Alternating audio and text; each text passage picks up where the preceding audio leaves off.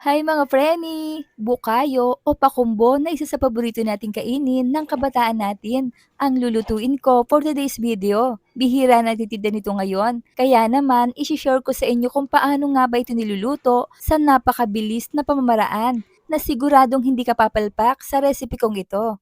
And I'm Fanny from Fanny's Cookery. 3 ingredients only. Yes mga preni, kagaya nitong ipapakita ko sa inyo na talaga namang madaling hanapin at 2 sangkap lang ang bibilhin mo. E paano pa kaya kung may tanim kang buko? Heat the pan, set over low heat. Add 1/2 cup of water. Pwede kayong gumamit ng coconut water ha, and 2.5 cups of sugar. Any color of sugar ay pwedeng gamitin. Allow the sugar dissolve without stirring.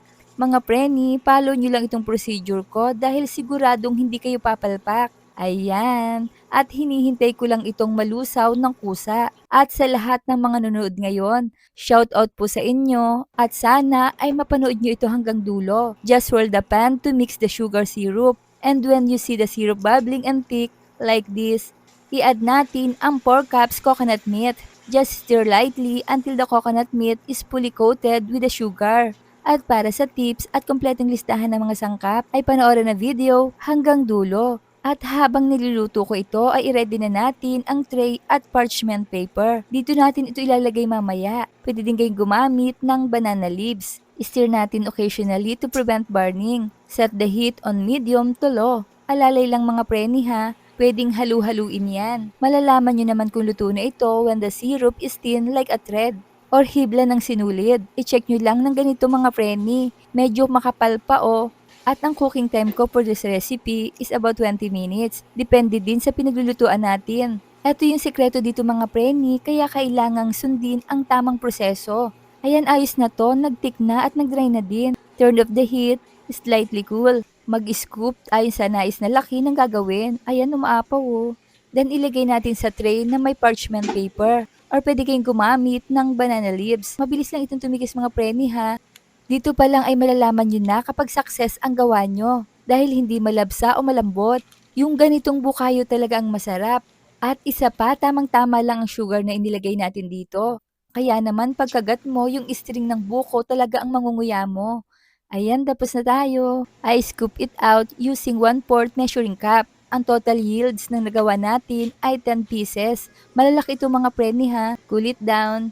Kita nyo ba yan? O ang bilis tumigas mga preni. Ito yung purong buko yung mangunguya natin at hindi asukal. Ayan, pakinggan nyo ang tunog. Dapat ganito yung result mga preni. Itsura pa lang ay masarap na. At kung nakaabot kayo sa punto ng bidyong ito, ay mga tagasa naman kaya ang nakapanood ng video kong ito. Hello po sa inyo at maraming salamat. Diyaran, ito na ang ating masarap na bukayo o pakumbo kung ito'y tawagin ng ating mga lola. Try na natin mga preni. Ayan o, napakaganda ng resulta.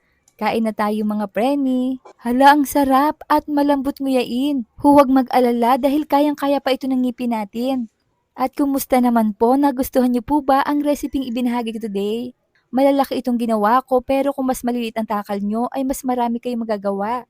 Hanggang sa muli! At syempre, pwedeng-pwede itong i-imbak sa container na nais nyong paglagyan. At pwedeng-pwede rin itong gawing pangkabuhayan ha, lalo na kung meron kayong niyugan. Aba, kikita ka ng malaki dito. Kaya ano pang hinihintay nyo, try nyo na rin.